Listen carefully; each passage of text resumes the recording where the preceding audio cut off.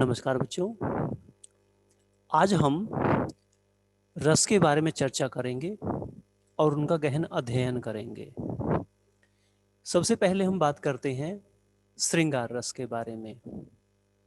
श्रृंगार रस को रसों का राजा माना गया है। श्रृंगार का शाब्दिक अर्थ होता है काम वृद्धि की प्राप्ति, और इस रस का स्थायी भाव है रति अर्थात प्रेम। श्रृंगार रस के दो भेद माने गए हैं। पहला है संयोग श्रृंगार, दूसरा है वियोग श्रृंगार। संयोग श्रृंगार का मतलब होता है, संयोग का अर्थ है मिलन, वियोग का मतलब है बिछुड़ना। इस श्रृंगार का संबंध नायक नायिका के साथ या पति पत्नी के साथ होता है। जब नायक और नायिका का मिलन होता है, प्रेम की बातें होती है, उनकी रूप सुंदरता का वर्णन होता है, वहाँ पर संयोग श्रृंगार होता है। और जहाँ पर नायक नायिका का बिछुड़ना दिखाया जाता है, वियोग दिखाया जाता है, वहाँ पर वियोग श्रृंगार रस होता है। श्रृंगार रस में आलंबन कौन है? नायक या नायिका, अर्थात जो रति का भाव है, जो प्रेम का भाव है, वह हमारे मन में किसके सहारे से उत्पन्न होता है? नायक और नायिका के माध्यम से। अर्थात अगर हम नायक हैं तो अपनी नायिका को देखकर हमारे मन में रति का भाव उत्पन्न हो जाता है, उसका सहारा लेकर उत्पन्न हो जाता है। उद्दीपन है इसका चांदनी रात, ठंडी हवा, सुंदर मुख को देखना, मधुर वाणी को सुनना नायक या नायिका की एकांत स्थान में, वसंत ऋतु में, और नायक या नायिका के मनमोहक वस्त्रों को देखकर, अर्थात उस वातावरण में हमारे मन में रति का भाव उत्पन्न हो जाता है। आगे है अनुभाव। अनुभाव का मतलब क्या है? जो भाव पीछे पीछे चलते हैं, अर्थात हमारी शारीरिक क्रियाओं के माध्यम से जो भाव स्पष्ट होते हैं, प्रकट होते हैं, अर्थात आंसू बहाना, प्रेम की दृष्टि डालना, चुंबन लेना, प्रेमालाप, प्रेम की बातचीत करना, आलिंगन, गले लगाना, रोमांच आदि ये अनुभाव हैं, अर्थात जो शारीरिक क्रियाओं के माध्यम से प्रकट होते हैं। कहने का मतलब क्या है? जब हमारे मन में नायिका को देखकर रति स्थायी भाव उत्पन्न हो जाता है तो हम ये क्रियाएं करते हुए दिखाई देते हैं। आंसू बहाते हैं, प्रेम की दृष्टि अपनी नायिका के ऊपर डालते हैं, चुंबन, प्रेमालाप, आलिंगन, ये स्थिति हमारी प्रकट होती है। इसके बाद है संचारी भाव। संचारी भाव का मतलब क्या है? जो भाव संचरण करते रहते हैं, आते जाते रहते हैं, अर्थात कुछ पल के लिए जो हमारे मन में विद्यमान होते हैं, जैसे मोह, मद, उन्माद, चपलता, चिंता, स्मृति, हर्ष, शंका आदि। ये भाव कुछ पलों के लिए उत्पन्न होते हैं, फिर नष्ट हो जाते हैं, फिर दूसरा भाव उत्पन्न हो जाता है। कहने का मतलब क्या है? जब हम रति भाव में डूबे हुए हैं तब कभी हमारे मन में मोह उत्पन्न हो जाता है अपनी नायिका के लिए या नायक के लिए, कभी हमें शंका होती है किसी बात को लेकर, कभी हम हर्ष खुशी महसूस करते हैं, कभी हम किसी स्मृति में खो जाते हैं। ये भाव पल पल बदलते रहते हैं, कभी हमें एक दूसरे की चिंता हो जाती है। अब हम इन बातों को उदाहरण से स्पष्ट करेंगे। पहला उदाहरण है संयोग श्रृंगार का, जिसमें नायक और नायिका के प्रेम की बात दिखाई गई है। बिहारी के दोहे से हम इस बात को समझते हैं। एक भवन है, एक स्थान है जहाँ पर अनेक सदस्य घर के इकट्ठे हुए हैं। उसमें आंखों के इशारों से नायक और नायिका आपसी बातचीत कर रहे हैं, प्रेम अपना एक दूसरे के लिए प्रकट कर रहे हैं। कहत, नटत, रीझत, खीजत, मिलत खिलत लजियात, भरे भवन में करत हैं नैनन ही सब बात।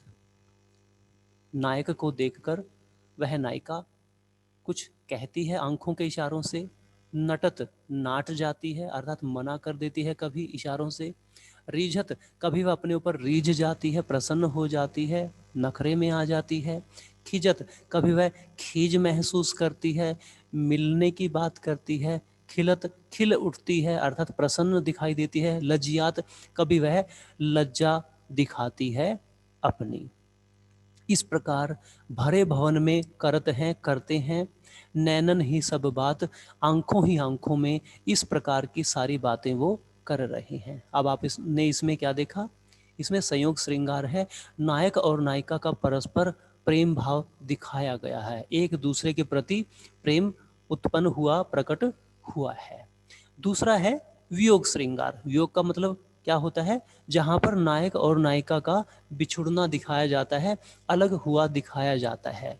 जब नायक और नायिका या पति और पत्नी किन्हीं कारणों से अलग हो जाते हैं, फिर भी उनके मन में वियोग भाव हमें देखने को मिलता है, प्रेम उनके मन में, रति का स्थायी भाव उनके मन में हमेशा रहता है। इन पंक्तियों से इस बात को हम स्पष्ट करेंगे। मोहे भूल गए सांवरिया, भूल गए सांवरिया, आवन कह गए अजहु न आए, आवन कह गए अजहु न आए, लीनी न मोरी खबरिया, मोहे भूल गए सांवरिया, भूल गए सांवरिया। इसमें क्या है, नायक है, नायिका से दूर चले गए हैं किन्हीं कारणों से, तो वह कहती है मोहे मुझे भूल गए सांवरिया, मेरे जो सांवरिया है मुझे भूल गए हैं। आवन कह गए, आने की वो कहकर गए थे, अजहु न आए, आज भी अर्थात अभी तक वह नहीं आए हैं, लीनी ना, नहीं ली है, मोरी मेरी खबरिया, खबर मैं किस हाल में हूँ उसने मेरी खबर अब तक नहीं ली है। वो सांवरिया मुझे वहाँ जाकर, परदेश में जाकर, दूसरे स्थान पर जाकर मुझे भूल गए हैं, उन्होंने मुझे भुला दिया है। तो इससे हमें क्या स्पष्ट हो रहा है कि नायिका के मन में नायक के प्रति प्रेम है। आलंबन कौन है, किसके सहारे से प्रेम उत्पन्न हुआ है, नायक को याद करके। तो ऐसी स्थिति में यहाँ पर क्या दिखाया गया है, यहाँ पर नायिका का नायक से वियोग दिखाया गया है। अब आप समझ गए हैं कि श्रृंगार रस में रति का भाव होता है और नायक नायिका को देखकर ये भाव उत्पन्न होता है, और चांदनी रात, ठंडी हवा आदि वातावरण में ऐसे भाव उत्पन्न होते हैं। अनुभव आपने जाना, प्रेम पूर्वक बातें होती हैं, गले लगाने की बात होती है, गले भी लगाया जाता है एक दूसरे को। संचारी भाव, कभी चिंता होती है, कभी खुशी होती है, कभी हर्ष होता है, तो ये भाव चलते रहते हैं। उदाहरण से आपने ये सारी बातें यहाँ पर स्पष्ट कर ली है। अगला हमारा रस है हास्य रस।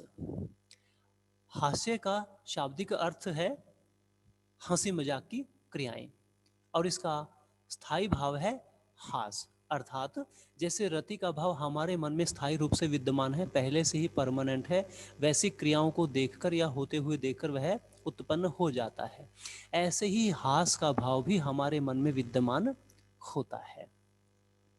आलंबन क्या है हास्य रस का, अर्थात किसको देखकर हमारे मन में हास का भाव उत्पन्न हो जाता है, विकृत आकार, वाणी, वेशभूषा वाला आदमी।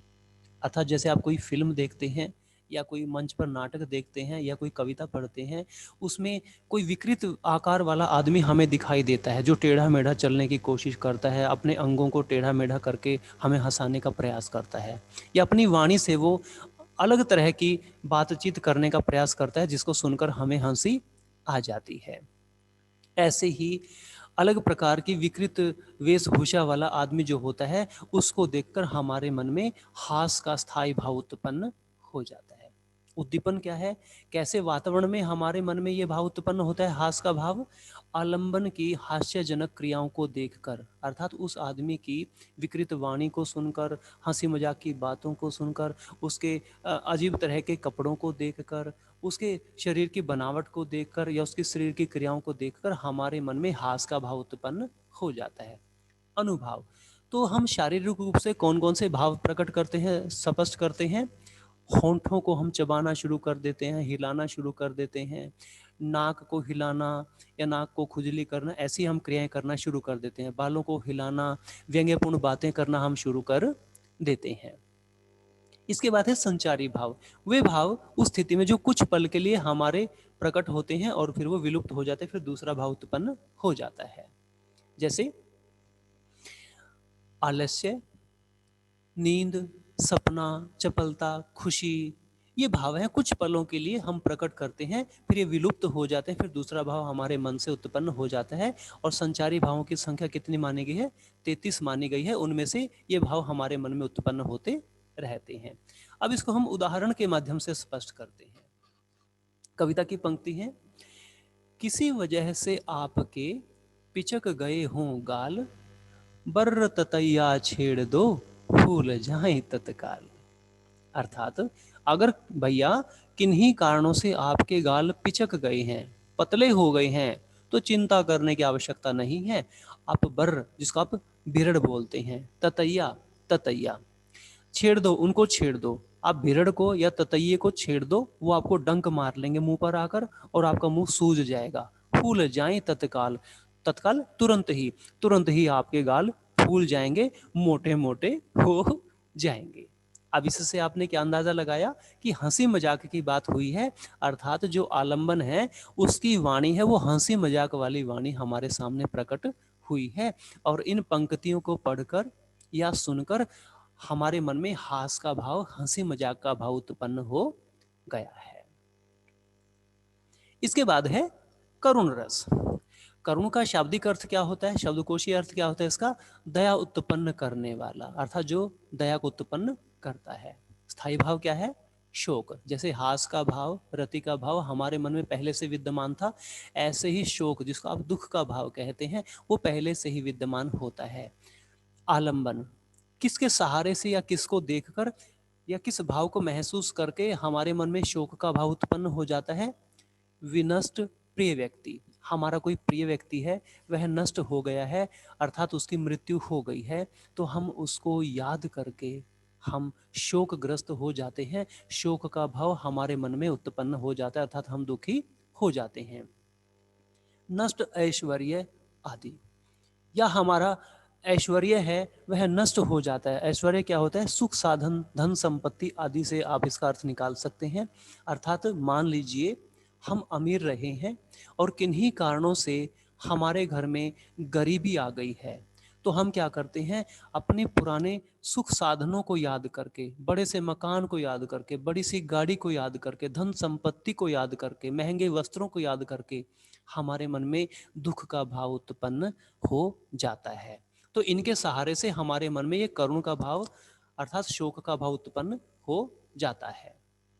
उद्दीपन क्या है इसका? अर्थात कैसे वातावरण में हमारे मन में शोक उत्पन्न होता है?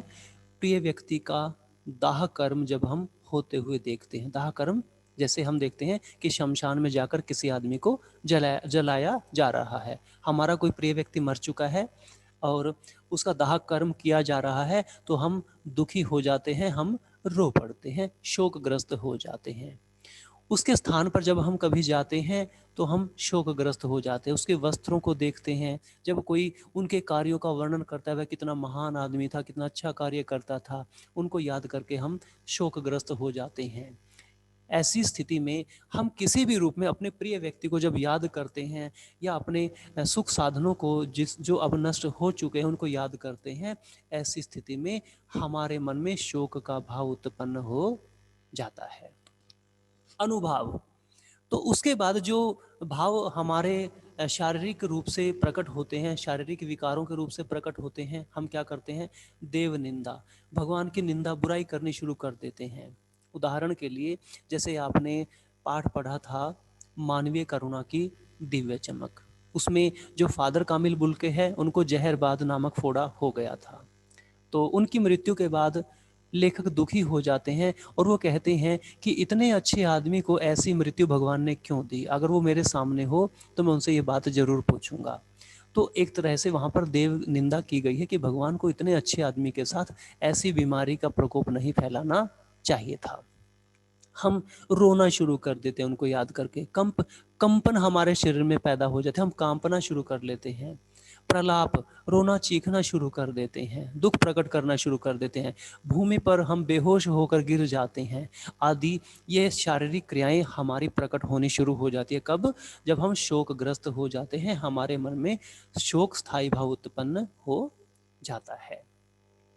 संचारी भाव, तो संचारी भाव कौन कौन से जो पल पल मन में आते जाते रहते हैं? निर्वेद, हम उदासीन हो जाते हैं, मोहग्रस्त हो जाते हैं, व्याधि रोग हमें लग जाता है, हम बीमार हो जाते हैं, सिर में दर्द हो जाता है, बुखार हो जाता है, हमें विलाप करना हम शुरू कर देते हैं, रोना चिल्लाना शुरू कर देते हैं।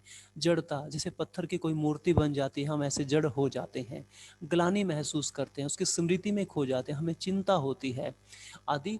ये क्रियाएं हमें तब स्पष्ट होती हैं, प्रकट होती हैं, ये कुछ पलों के लिए हमारे मन में आती हैं और चली जाती हैं। अब इस बात को हम उदाहरण से स्पष्ट करते हैं। ऐ मेरे वतन के लोगों, जरा आंख में भर लो पानी, जो शहीद हुए हैं उनकी जरा याद करो कुर्बानी। इसमें कहा गया है कि मेरे देश के लोगों, अपनी आंखों में पानी भर लो। जो लोग देश के लिए कुर्बान हुए हैं, जिन्होंने अपना सब कुछ देश के लिए अर्पित कर दिया है, उनकी कुर्बानी को हमें याद करना है, उनको भूलना नहीं है। तो जो हमारे प्रिय व्यक्ति थे वो नष्ट हो चुके हैं, वो मर चुके हैं, अब उनको याद करके हमारी आंखों में पानी आ गया है। तो इस गीत की ये पंक्तियां करुण रस का बिल्कुल सटीक उदाहरण हमारे सामने लाई है। इसके बाद है रौद्र रस। कौन सा रस? ये है रौद्र रस। रौद्र रस, जिसका शाब्दिक अर्थ क्या है? भयंकर, क्रोधपूर्ण। अर्थात रौद्र का मतलब क्या होता है? क्रोधपूर्ण या भयंकर। ये हमें शब्दकोश में देखने को अर्थ मिल जाते हैं। और ये रस कब पैदा होता है? इस रस की उत्पत्ति गुरुओं की निंदा, अपमान या शत्रु की चेष्टाओं आदि से होती है। अर्थात हमें गुस्सा कब आता है, हमें क्रोध कब आता है?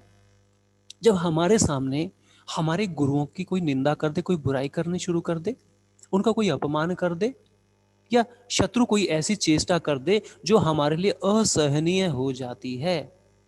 ऐसी स्थिति में हमारे मन में क्रोध का भाव उत्पन्न हो जाता है। तो इसका स्थायी भाव क्या है? क्रोध। अर्थात जैसे हास है, शोक है, रति है, ऐसे ही क्रोध का भाव भी हमारे मन में पहले से ही विद्यमान होता है। तो शत्रुओं की चेष्टाओं को देखकर, अपने सामने शत्रुओं को खड़ा देखकर, वो हमारे किसी घर के सदस्य का अपमान कर दे, या माता पिता का अपमान कर दे, गुरुओं का अपमान कर दे, कोई निंदा वाली बात कह दे, या कोई ऐसी चेष्टा कर दे, लड़ाई झगड़ा शुरू कर दे, तब हमारे मन में क्रोध का जो भाव पहले से ही विद्यमान था वह जाग जाता है। आलंबन कौन है? अर्थात किसको देखकर हमारे मन में क्रोध का भाव जागता है? शत्रु को देखकर, या शत्रु के पक्ष वाला कोई भी आदमी है उसको देखकर हमारे मन में क्रोध का स्थायी भाव जाग जाता है। उद्दीपन क्या है इसका? अर्थात कैसे वातावरण में यह जागता है, कैसा माहौल होता है, कैसा इन्वायरमेंट होता है उस समय? शत्रु द्वारा किए गए अनिष्ट कार्य। जब कोई शत्रु हमारा कोई बुरा काम कर देता है, अनिष्ट कर देता है, हमारा बुरा करता है जीवन में, तब हमारे मन में क्रोध जाग जाता है। अथवा शत्रु द्वारा बोले गए कठोर शब्द। जब शत्रु हमारे सामने कठोर शब्दों को बोलता है, तब हमारे मन में क्रोध जाग जाता है। उदाहरण के लिए आपने राम लक्ष्मण परशुराम संवाद को पढ़ा था। उसमें लक्ष्मण धनुष के टूटने पर व्यंग्य करते हैं, परशुराम को गुस्सा आ जाता है। तो वहां पर एक प्रकार से उनके गुरु की निंदा दिखाई गई थी। ऐसी स्थिति में क्रोध का भाव परशुराम के मन में जाग गया था, जहां वो शिव का अपमान महसूस कर रहे थे। इसके बाद है अनुभाव। हमारी शरीर से कौन कौन सी क्रियाएं प्रकट होती है जब हम क्रोध में होते हैं? आंखें हमारी लाल हो जाती हैं, हमारी जो भौहें हैं, जो आंखों के ऊपर हमारे बाल होते हैं, आंखों के ऊपर वाला जो हिस्सा होता है हमारा, यह टेढ़ा हो जाता है गुस्से में आकर। हम दांतों को किटकिटाना शुरू कर देते हैं, होंठों को चबाना शुरू कर देते हैं, कठोर भाषण अर्थात गुस्से में बातचीत करना शुरू कर देते हैं, शस्त्रों को उठा लेते हैं शत्रु का संहार करने के लिए, बदला लेने के लिए। तो ये जो स्थिति होती है ये हमारे शारीरिक रूप से प्रकट होनी शुरू हो जाती है। संचारी भाव, कौन कौन से भाव जो थोड़े समय के लिए प्रकट होते हैं? उग्रता, हम उग्र हो जाते हैं, गुस्से में आ जाते हैं, मोह से भर जाते हैं, गर्व से भर जाते हैं, आवेग गति हमारे अंदर आ जाते हैं, जोश आ जाता है, स्मृति में खो जाते हैं, उद्वेगन उद्विग्न हम हो जाते हैं, बेचैन हो जाते हैं, तेज हो जाते हैं, आदि ये क्रियाएं पल पल के लिए हमारे साथ प्रकट होनी शुरू हो जाती है। अब हम बात करते हैं उदाहरण से बात को स्पष्ट करने की। सुनत लखन के बचन कठोरा, परसु सुधारी धरेउ कर घोरा। सुनत, सुनकर, लखन के, लक्ष्मण के, बचन, वचन, वाणी, बातचीत, कठोरा, कठोर, कड़वी, परसु, कुल्हाड़ा, सुधारी, सुधार लिया, ठीक से पकड़ लिया, धरेउ, धर लिया, कर, हाथ में, घोरा, भयंकर। परशुराम ने लक्ष्मण की कठोर बातों को सुना और गुस्से से भर जाते हैं। लक्ष्मण को मारने के लिए उन्होंने अपने हाथ में उस भयंकर कुल्हाड़े को ठीक से पकड़ लिया, अर्थात उसको मारने की कोशिश में वो तैयार हो गए। अब इस उदाहरण से आपने क्या समझा कि यहाँ पर जो लक्ष्मण हैं वे परशुराम के शत्रु हैं, क्योंकि धनुष जो शिव का था वह टूट चुका है। उसके बाद परशुराम सभा में बैठे हुए सभी लोगों को मारने की बात करते हैं। तब ऐसी स्थिति में लक्ष्मण उन पर व्यंग्य करते हैं। लक्ष्मण के व्यंग्य को सुनकर परशुराम क्रोधित हो जाते हैं, क्रोध का भाव उनके पास जाग जाता है और उनको मारने के लिए अपना कुल्हाड़ा ठीक से अपने हाथ में पकड़ लेते हैं। उनका कुल्हाड़ा भी बड़ा भयंकर था। तो अब आप रुद्र रस के बारे में समझ चुके हैं कि जब भी कोई हमारे अपनों की निंदा करता है, गुरुओं की निंदा करता है, माता पिता का अपमान कर देता है, तो ऐसी स्थिति में हमारे मन में क्रोध उत्पन्न हो जाता है। किसको देखकर हो जाता है? शत्रु को देखकर, या शत्रु के पक्ष में जो भी आदमी खड़े होते हैं हम उनको देखकर क्रोधित हो जाते हैं। कैसे वातावरण में हम क्रोधित हो जाते हैं? जब शत्रु हमारे सामने कठोर बातचीत करता है, कोई हमारा बुरा कर देता है, अनिष्ट कर देता है, ऐसी स्थिति में तो हम शरीर से कौन कौन सी क्रियाएं करते हैं उस समय? आंखें हमारी लाल हो जाती है, भौहें टेढ़ी हो जाती है, गुस्से में दांत किटकिटाना शुरू कर देते हैं, होंठ हम चबाना शुरू कर देते हैं, कठोर बातचीत करना शुरू कर देते हैं, गुस्से में आकर शस्त्र उठा लेते हैं शत्रु को मारने के लिए। तो ऐसी स्थिति में रौद्र रस प्रकट होता है और स्थायी भाव क्रोध उत्पन्न हो जाता है। इसके बाद है वात्सल्य रस। अब हम वात्सल्य रस की बात करते हैं। वात्सल्य रस का शाब्दिक अर्थ होता है स्नेह। वात्सल्य का अर्थ क्या हुआ? स्नेह, संतान के प्रति माता पिता का स्नेह। अब स्नेह में और प्रेम में थोड़ा सा अंतर होता है जो हमें समझना होता है। जब हम अपने छोटों से प्रेम भाव दिखाते हैं हम उसको स्नेह कहते हैं। जो हम अपने बराबर वालों से या बड़ों से करते हैं वो हमारा प्रेम होता है। तो इसलिए यहाँ पर स्नेह शब्द का प्रयोग हुआ है, क्योंकि माता पिता उम्र में हमसे बड़े होते हैं, अनुभव में हमसे बड़े होते हैं, इसलिए उनका जो प्रेम होता है उसको हम स्नेह कहते हैं। तो वात्सल्य का अर्थ क्या हुआ? स्नेह भाव उनका। इस रस की उत्पत्ति माता पिता के मन में उत्पन्न अपने पुत्र पुत्री के प्रति स्नेह से होती है। अर्थात माता पिता के मन में अपने पुत्र पुत्री के प्रति जब स्नेह भाव उत्पन्न होता है तब वहाँ पर वात्सल्य रस होता है। मान लीजिए आपका जन्मदिन है या कोई और घर में कोई फंक्शन है, माता पिता आपके लिए कोई उपहार लेकर आते हैं, आपको गले से लगाते हैं, आपका माथा चूमते हैं, आपका लाड करते हैं, वो स्थिति वात्सल्य रस की स्थिति होती है। एक बात का विशेष ध्यान यहाँ पर हमें रखना चाहिए, माता पिता जब अपने संतान से स्नेह करते हैं वहाँ पर वात्सल्य रस होता है, लेकिन जब शिशु या बालक या बच्चे अपने माता पिता से प्रेम भाव करते हैं वहाँ पर भी वात्सल्य रस ही होता है। अब यहाँ पर आप अंतर समझ रहे हैं कि श्रृंगार रस में और वात्सल्य रस में ये अंतर होता है। श्रृंगार रस में मैंने आपको बताया था जो प्रेम होता है वो पति पत्नी के बीच का प्रेम होता है या प्रेमी प्रेमिका के बीच का प्रेम होता है, नायक नायिका के बीच का वो प्रेम होता है। लेकिन यहाँ पर माता पिता का अपनी संतान के प्रति प्रेम स्नेह भाव दिखाया गया है और संतान का अपने माता पिता के प्रेम भाव विलुप्त दिखाया गया है। स्थायी भाव क्या है इसका? वत्सलता, अर्थात हमारे मन में वत्सलता का भाव पहले से ही विद्यमान होता है। हम किसी फिल्म में ऐसा दृश्य देखते हैं जब जो हीरो है या हीरोइन उनके माता पिता अपने पुत्र पुत्री से स्नेह भाव रखते हुए दिखाई देते हैं तो हम ऐसा महसूस करते हैं कि जैसे वो मेरे ही माता पिता है और वो स्नेह मेरे साथ ही प्रकट किया जा रहा है, मेरे लिए ही प्रकट किया जा रहा है। हम उस फिल्म में खुद को ही नायक या नायिका मानना शुरू कर देते हैं। ये कोई कविता ऐसी पढ़ते हैं या कोई हम स्टेज पर कोई नाटक ऐसा देखते हैं तो हमारे मन में ये स्थिति उत्पन्न होती है। तो माता पिता के मन में जब वात्सल्य उत्पन्न होता है तो स्थायी भाव क्या है? वत्सलता, वात्सल्य भी कह सकते हैं, या अपत्य स्नेह। अपत्य का मतलब क्या होता है? संतान। संतान को हम अपत्य कहते हैं। तो ये हम शब्दों का प्रयोग इसके लिए करते हैं, वत्सलता, वात्सल्य या अपत्य स्नेह, हम इसके स्थायी भाव मानते हैं। आलंबन कौन है? माता पिता के मन में वात्सल्य कब उत्पन्न होता है? किसको देखकर होता है? किसके सहारे से होता है?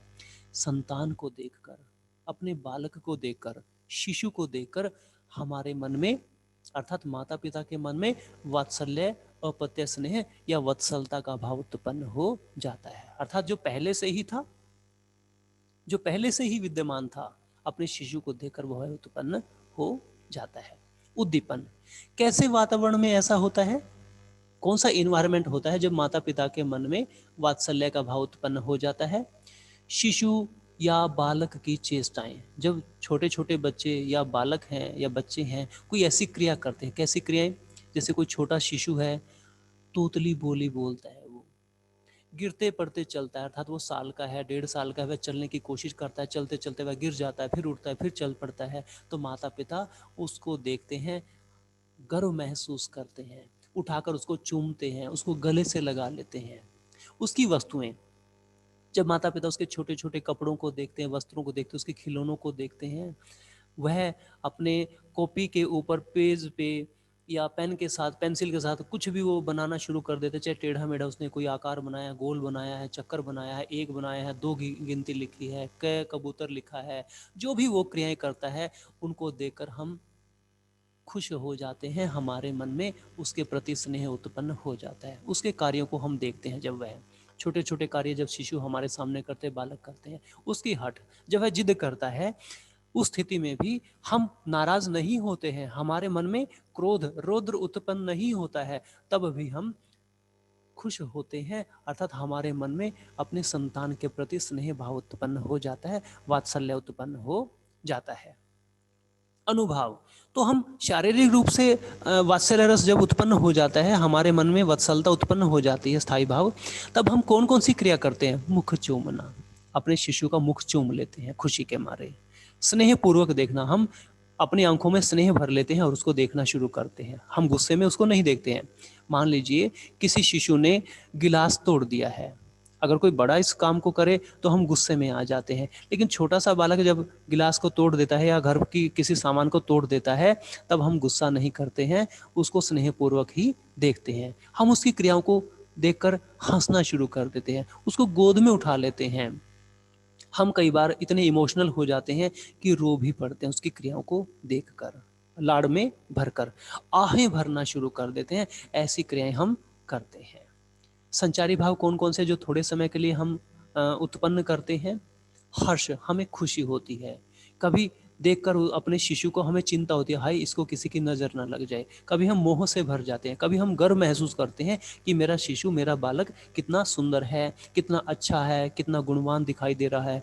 कभी हम आवेग में आ जाते हैं, उत्तेजित हो जाते हैं, कभी हम जड़ता महसूस करते हैं, अर्थात जैसे पत्थर की मूर्ति स्थिर रहती है वैसे ही हम अपने आप को बना लेते हैं और ध्यान से उसको देखते रहते हैं, ख्वाबों में खो जाते हैं। कभी हमें अनिष्ट की आशंका होती है, अर्थात कोई इसके साथ बुरा ना कर दे, कोई अपशगुन इसके साथ ना कर दे।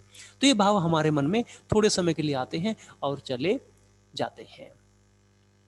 अब है उदाहरण, उदाहरण से हम बात को स्पष्ट करते हैं। जशोदा हरि पालने झुलावे, हलरावे दुलराई मलहावे, जोई सोई कछु गावे। कृष्ण जी छोटे हैं बिल्कुल, यशोदा माता उनको पालने में झुला रही है। यशोदा, यशोदा माता, हरि, हरि को अर्थात भगवान कृष्ण को, पालने झुलावे, पालने में झुला रही है अर्थात उसको सुलाने की कोशिश कर रही है, पालने को हिला हिला रही है वो। हलरावे, हिला रही है पालने को। दुलराई, दुलार कर रही है अपने लाडले पुत्र का। मलहावे, मल्हार राग अर्थात मल्हार राग में गीत गा रही है।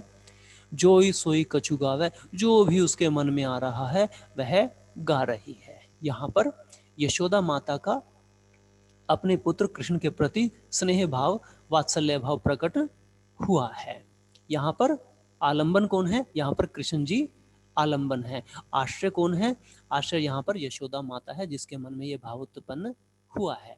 तो उसकी सोने की क्रिया को देखकर वह लाड से भर जाती है, उसको सुलाने की कोशिश कर रही है, उसके लिए वह गीत गा रही है, लोरी गा रही है और उसको सुलाने की कोशिश कर रही है। अब निश्चित रूप से आपने रसों का अध्ययन कर लिया है और आप इनको अच्छे प्रकार से अवश्य ही समझ गए होंगे।